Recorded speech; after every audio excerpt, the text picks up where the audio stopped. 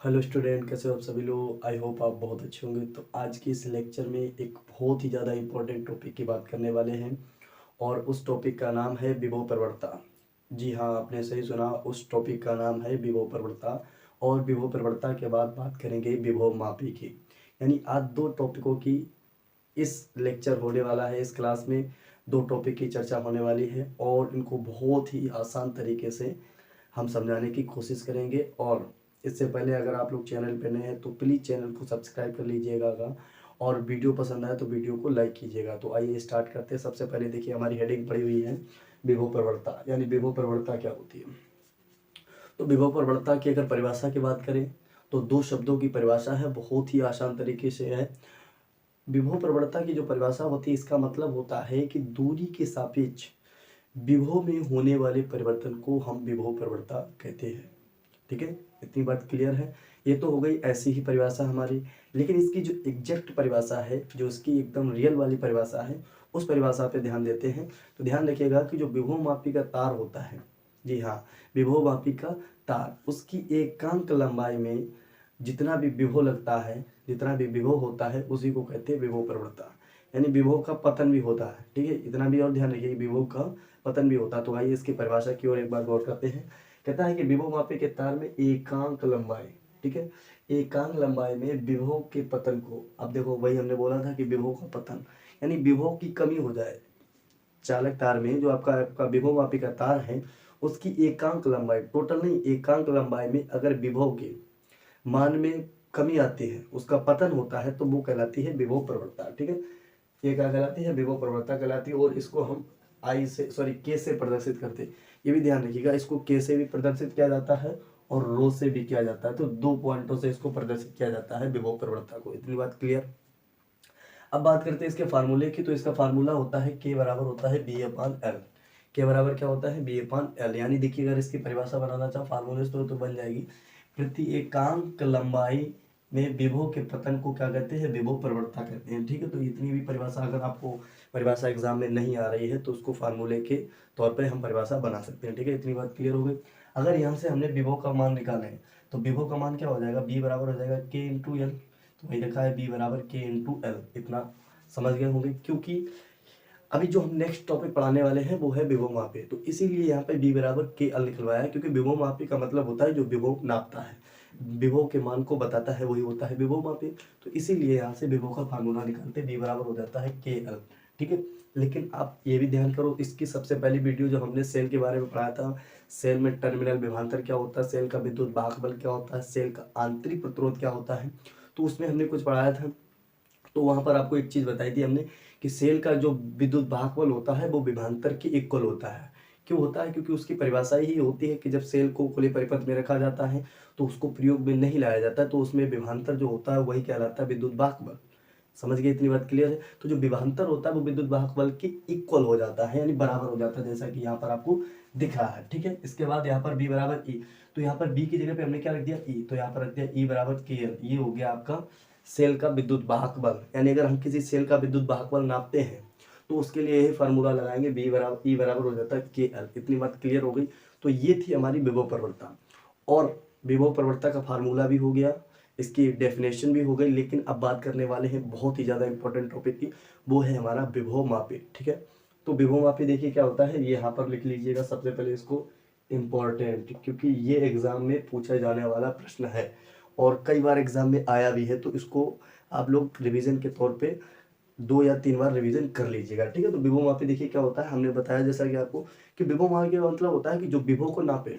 ठीक है, विभव को नापे तो वो कहलाता है विभव मापी। या दो सेलों के बीच वैद्युत वाहक बलों की तुलना की जाए, वैद्युत वाहक बल निकाला जाए, वो कहलाता है विभव मापी। तो जैसा कि यहाँ पर देखिए परिभाषा लिखी हुई है कि विभव मापी एक ऐसा उपकरण होता है जिसकी सहायता से दो सेलों के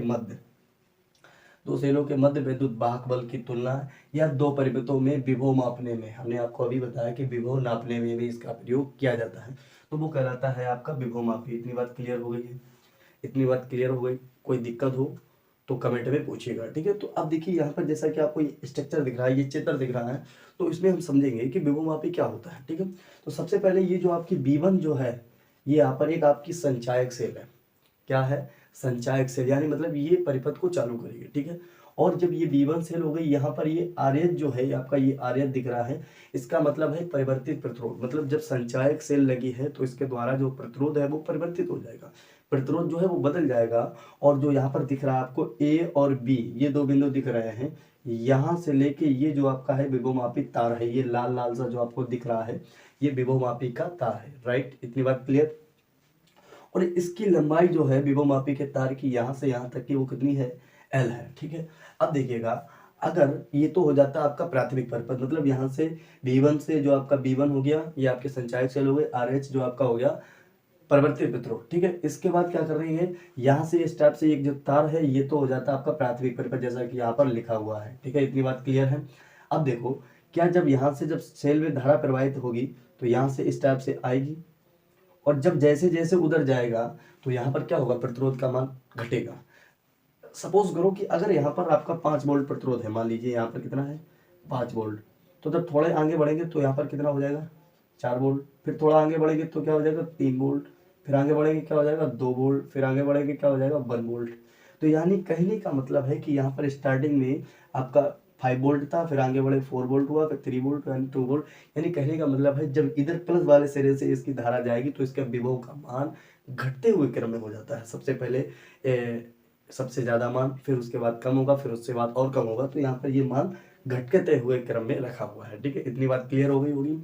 इसके बाद क्या किया, इसी तार में ए सिरे से यहाँ पर हमने एक सेल लगा दी E, ठीक है। क्या लगा दी, सेल, इसका प्लस सिरा, और इसके माइनस सिरे से हमने क्या कर दिया, एक जॉकी को जोड़, सॉरी इसको यहाँ पर ये से बोलेंगे धारामापी, धारामापी है यहाँ पर, क्या है धारामापी। तो यहाँ पर हमने एक धारामापी जोड़ दिया, और धारामापी में हमने लगा दी है जॉकी, जहाँ पर ये आपको दिख रहा है ये हो जाती है जॉकी। तो ये क्या करती है, यही तो हमारे विभव को मान को बताती है, क्योंकि जब हम इधर आएंगे जॉकी को लेकर तो विभव का मान अधिक होगा, लेकिन जब उधर जाएंगे तो विभव का मान कम होगा। इतनी बात क्लियर हो गई होगी। अब कुछ नहीं करना है, अगर चालक तार की टोटल लंबाई कैपिटल L है तो भाई मान लेते हैं इसकी लंबाई इतने के बीच की हो गई, स्मॉल l यानी प्रति एकांक लंबाई हो गई। इतनी बात क्लियर है। तो जैसा कि इस चित्र की जो भाषा है वो यहाँ पर लिखी हुई है, देखिए चित्रानुसार AB एक विभवमापी तार है, AB विभवमापी तार है, ठीक है। और B1 संचायक सेल है, यहाँ पर जो B1 है वो आपकी संचायक सेल है, जिसका धनात्मक सिरा बिंदु B से, यहाँ पर धनात्मक सिरा जो है वो बिंदु B से जुड़ा हुआ है, और ऋणात्मक सिरा जो है वो परिवर्तित प्रतिरोध तार H से है, ठीक है। होकर चूंकि धनात्मक सिरा कहाँ पे है, बिंदु A से होगा भाई, ठीक है, ध्यान रखिएगा, बिंदु A से, और RH से होकर विभवमापी बिंदु B पर लगा है, देखो यहाँ से आता हुआ यहाँ पर लगा हुआ है। तो ये कहलाता है आपका प्राथमिक परिपथ, हमने जैसा कि आपको बता दिया। अब क्या करना है, जिसके बाद तथा E वह सेल है, जो यहाँ पर ये सेल लगी है वो एक ऐसी सेल है जिसका विद्युत वाहक बल ज्ञात करना, इसी सेल का मुझे विद्युत वाहक बल ज्ञात करना है, ठीक है। विद्युत वाहक बल ज्ञात करना है। E का धन सिरा, E का देखिए भाई धन सिरा जो है वो बिंदु A से कनेक्टेड है, और ऋण सिरा जो है आपका धारामापी से कनेक्टेड है, देखो ऋण सिरा यहाँ पर धारामापी है, और इसी में एक जॉकी भी लगा देते हैं, ये कहलाता है आपका द्वितीय परिपथ। इतनी बात क्लियर हो गई होगी, बोलो इतनी बात क्लियर है। अब इसके बाद कुछ नहीं करना है, सबसे पहले हम निकालेंगे माना विभवमापी के तार में एकांक लंबाई में विभव प्रवणता, ठीक है। तो यहाँ पर लिखेंगे विभवमापी